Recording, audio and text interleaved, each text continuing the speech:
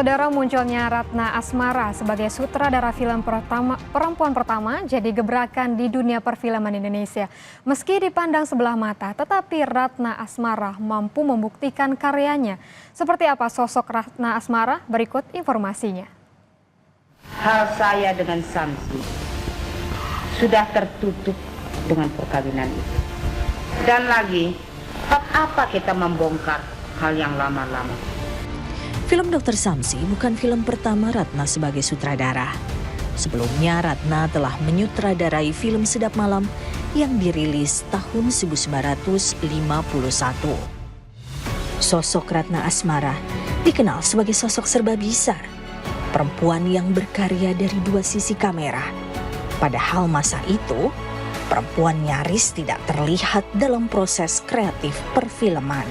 Dia jadi koreografer, terus jadi makeup artist gitu, bahkan mungkin setara dengan asisten direktur ya.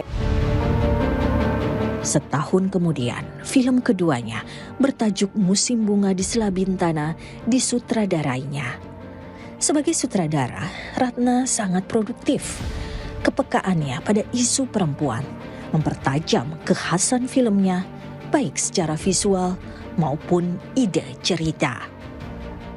Film ketiga dan terakhir, kolaborasi Ratna dan Anjar adalah Dr. Samsi yang diproduksi tahun 1952.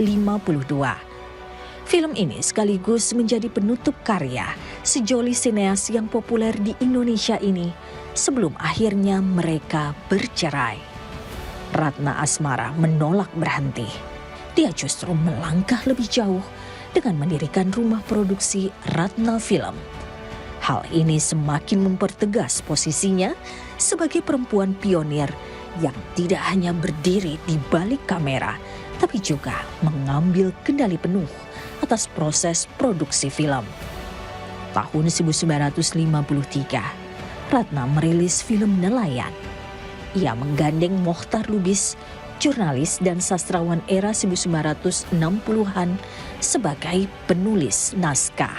Nah, produksi filmnya ini menarik karena Ratna itu nggak cuma pakai studio, tapi dia juga pergi ke pantai di kawasan Banten. Terus dia mengajak pemainnya untuk live in di kampung nelayan supaya mereka tahu apa ya namanya gestur nelayan yang asli itu kayak gimana gitu kan. Jadi kayak metode aktingnya seperti itu.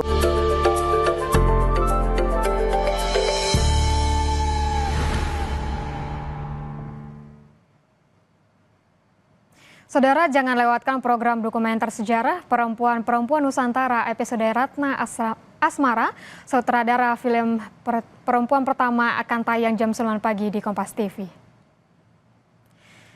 Saudara, informasi lainnya sebanyak 30.000 peserta mengikuti Jakarta International Marathon 2025 dari keseluruhan peserta berasal dari 52 negara. Jakarta International Marathon dimulai dari Monas dan finish di Stadion Gelora Bung Karno.